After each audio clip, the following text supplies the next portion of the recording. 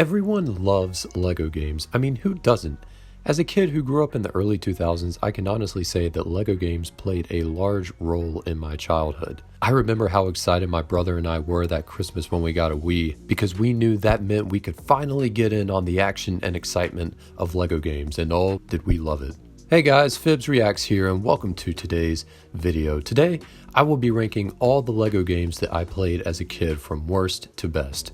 Well, maybe not worst to best. We'll say least favorite to most favorite. Now, keep in mind, these are only games I have actually played, which is not all of the Lego games to have ever existed. So that narrows it down to a list of around 9 games. And I know 9, not 10 is kind of unsatisfying, but I've only played 9 Lego games. Before we get into it, I just want to preface by saying all of this is based on personal preference and opinion.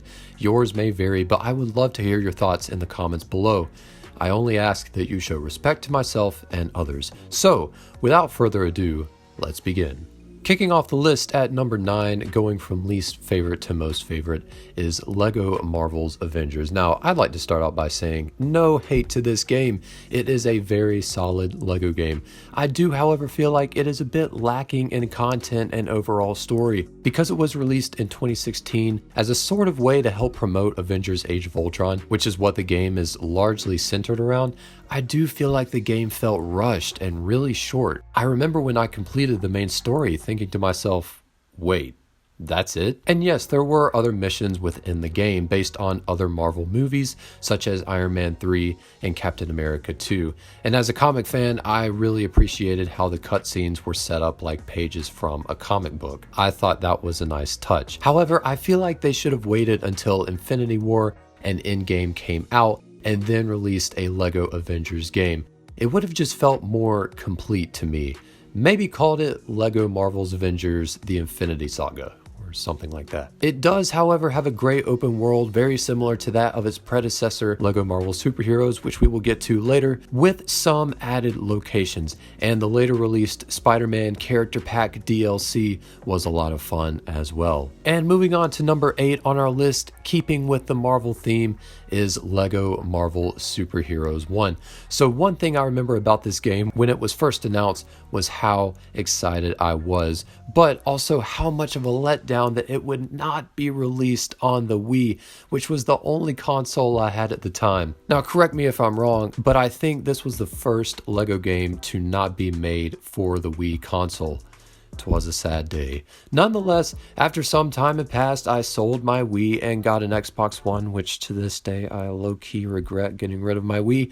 Anyway, I was now able to get Lego Marvel Superheroes, and it was a lot of fun. However, it was a bit different experience because I was much older, basically in my teenage years. So when I first played the game, I don't feel like it excited me as much as it would have had I gotten it when I was younger. Nonetheless, Lego Marvel Superheroes is a solid Lego game with an amazing roster of characters from Marvel Comics, including Stan Lee, which is really cool, rest in peace. And much like Lego Marvel's Avengers, it has a great open world with a lot of fun quests and puzzles. I think this is a good game. It just came a bit too late in my life for me to fully appreciate it.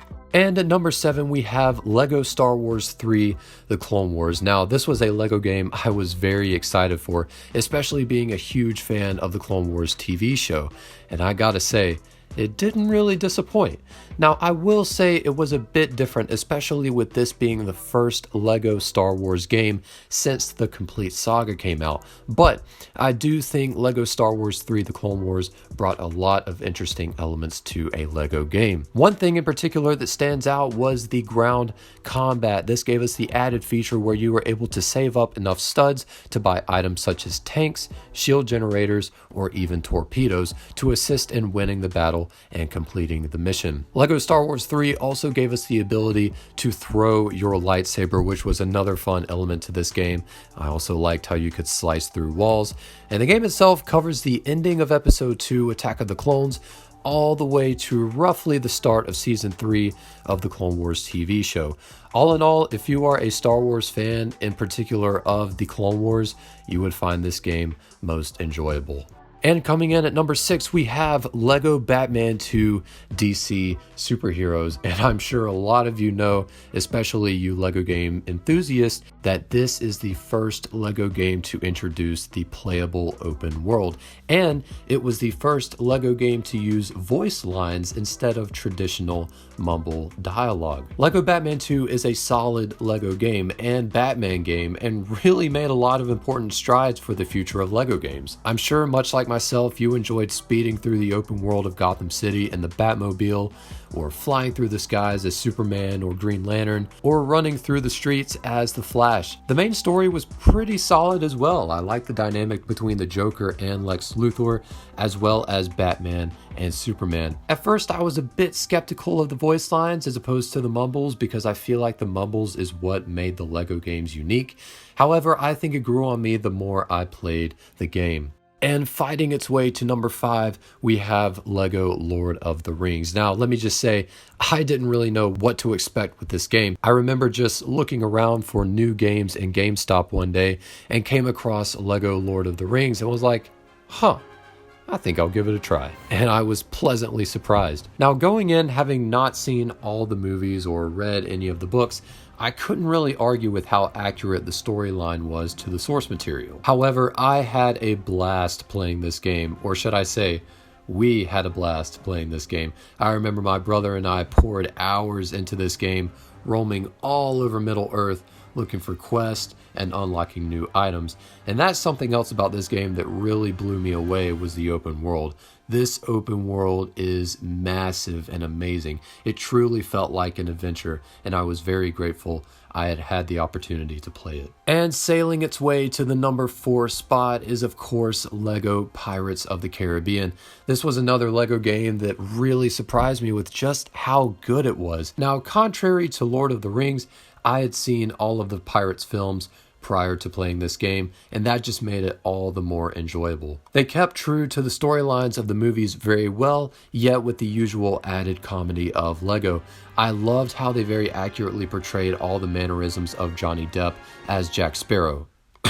Excuse me, Captain Jack Sparrow. And I also appreciated how complete the game felt, covering all of the Pirates movies, including On Stranger Tides, which gave us Blackbeard, who was a very fun character to play as. And of course, the nostalgic soundtrack playing in the background made the experience that much better, especially if you are a fan of the film franchise like myself. Now, before we get to our top 3 on the list, if you have enjoyed the video up to this point, please feel free to leave a like. That really helps out the channel, and subscribe if you dig the content. Another thing I'd like to say for the top 3 on the list, it was very hard to decide. I love all 3 of these Lego games, and they're what I like to call the Trinity of Lego games. However, this is a ranking video, so after giving it a lot of thought, these are my final top 3 Lego games. So whipping its way to our number 3 spot is Lego Indiana Jones: The Original Adventures.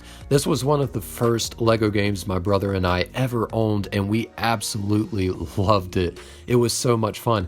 I actually found this game at a thrift store a while back, and my brother and I will play it every once in a while for old time's sake. But anyway, there was just something about Lego Indiana Jones that just made it so fun and unique. The first level very well represents what you're getting into, with a lot of high stakes and great action, although I do remember how difficult successfully escaping the large boulder was at first.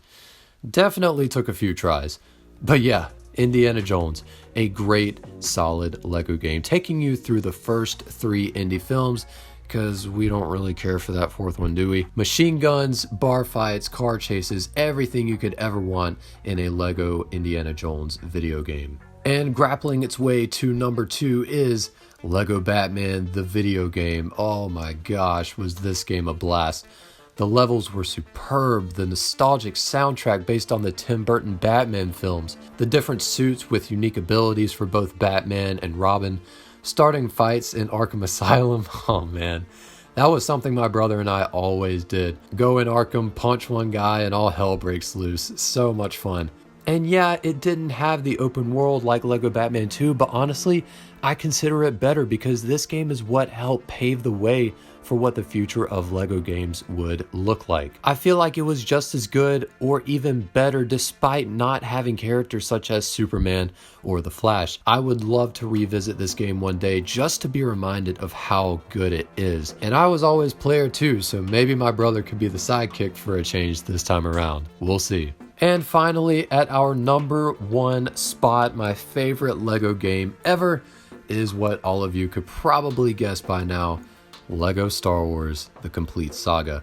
This game really set the standard for LEGO games and was a big step forward in the quality of LEGO games to come. Spanning over all 6 Star Wars movies, this game had so much content and fun missions. There was also the added bonus of unlocking Indiana Jones, who was a playable character in the game. And much like LEGO Batman, there was nothing more fun than starting a fight in the cantina. One thing my brother and I used to do is he would play as Jango Fett and I would play as Boba, and we would go to the outside section of the cantina, and whoever walked through the door, we would chuck those huge bombs at them. Then of course everyone starts charging at you and a whole battle ensues. Oh, it was so much fun. There was also the inclusion of the bounty hunter missions, which was just another added bonus to give this game more depth. And yes, don't think I was gonna leave out talking about the pod race level. Oh man. It was hard enough just completing that level, but going back in free play and trying to get red bricks and all the extra stuff just made it that much more of a challenge. You definitely needed to use the Force to successfully overcome this level. Regardless, LEGO Star Wars: The Complete Saga was incredible and is another game I hope to revisit someday. I haven't had the chance to play the new Skywalker saga, but it looks like a lot of fun.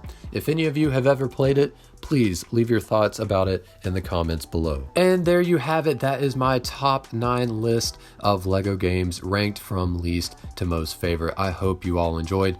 Once again, I would love to see your list in the comments below. And as always, if you like the video, please like and subscribe. Thanks for watching, and catch you later.